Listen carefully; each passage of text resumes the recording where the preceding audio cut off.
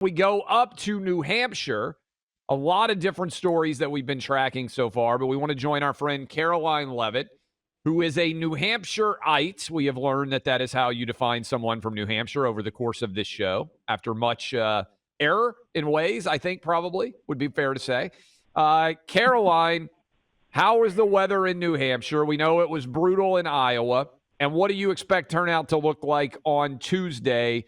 And for people out there who've never been through the primary season, you grew up here. What is it like when it comes to the New Hampshire primary for residents of New Hampshire? Well, first of all, the weather here compared to Iowa is a treat. In fact, some of our Team Trump ground staff from Iowa has joined us here in New Hampshire to ensure another big victory. And they're saying they feel like they're on vacation. But it is still cold. It's like 30 degrees, but that's not stopping the enthusiasm on the ground. I'm calling you live, actually, from the Trump campaign headquarters, where we are making sure that Republicans across the state and common sense independents who are, in fact, allowed to vote in our primary on Tuesday, get out and vote for President Trump. We've made hundreds of thousands of direct voter contacts across the entire state. We got door knockers on the ground. We have 250 town captains deploying their armies in their respective towns.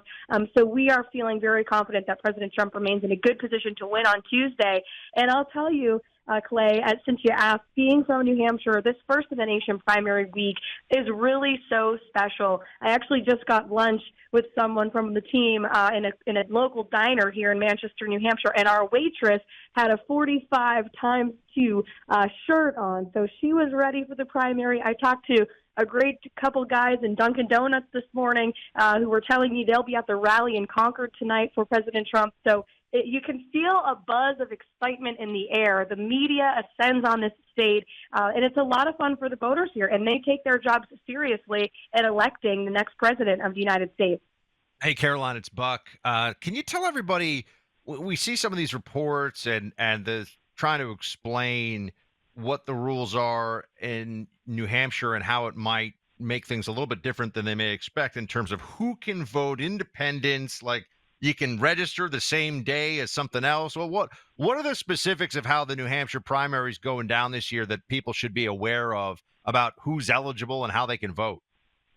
Yes, I'm glad you asked. So we have a semi-open primary system. So it's a little bit unique from other states that just have a regular open primary. The way it works, that is registered Republicans, of course, can vote in the Republican presidential primary on Tuesday.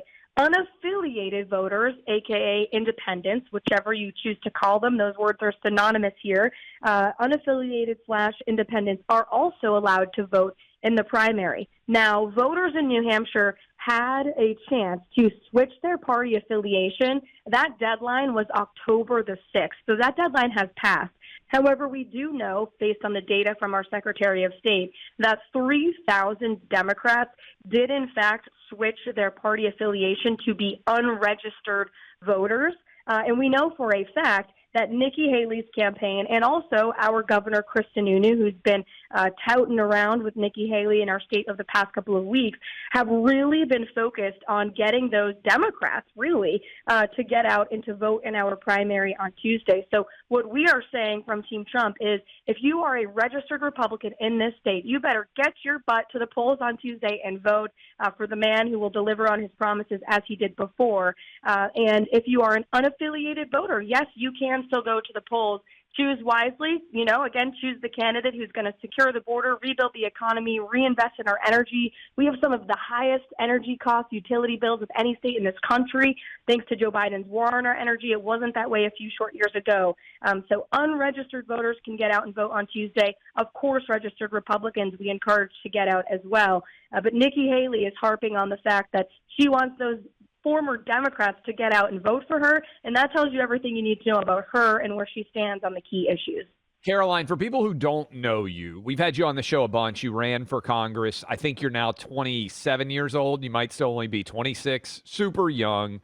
Tell people about your background, and you got this new job after we had already booked you. I want to say congrats. You're now the national press secretary for the Trump campaign. But for people out there, we were early believers here because we were trying to help Caroline be the youngest to ever win in the state of New Hampshire a congressional seat. I think you actually would have been the youngest member of Congress of all time. So I'm just Yes. saying, some of us saw talent early, Carolyn.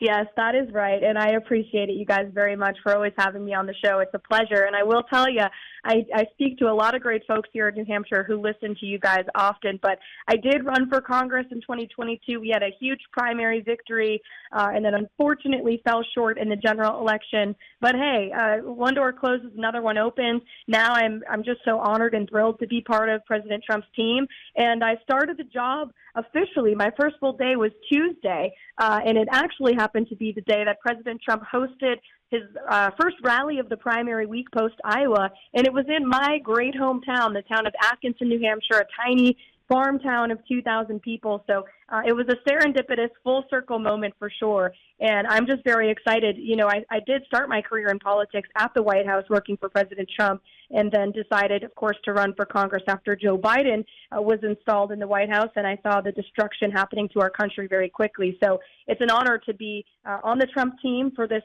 just historic election that we have coming up. And, you know, there's so much talk about this primary, as there should be. Republicans need to get out and make their voices heard. We also got to keep our eyes on the ball, focused on November, because we cannot afford 4 more years of Sleepy Joe calling the shots in the White House, if he's even calling them at all.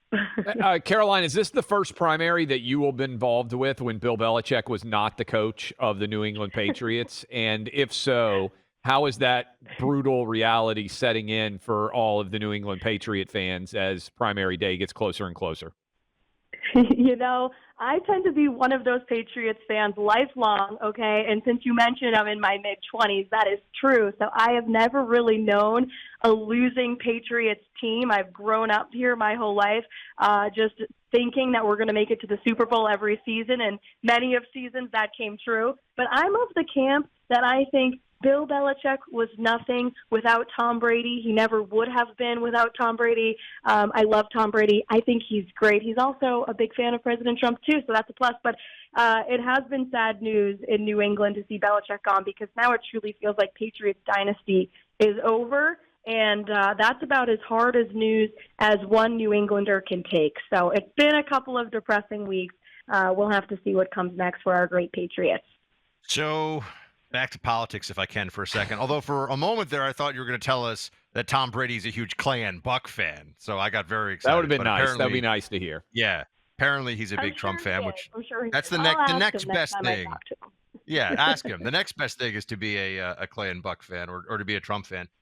So you guys look like you're gonna run the table here.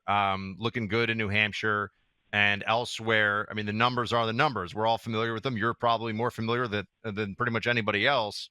At this point, is Trump is it a message of unity and it's all over? I mean, is he? Can you speak on his behalf to say that he welcomes any Republicans, independents, or even former Democrats into the tent now?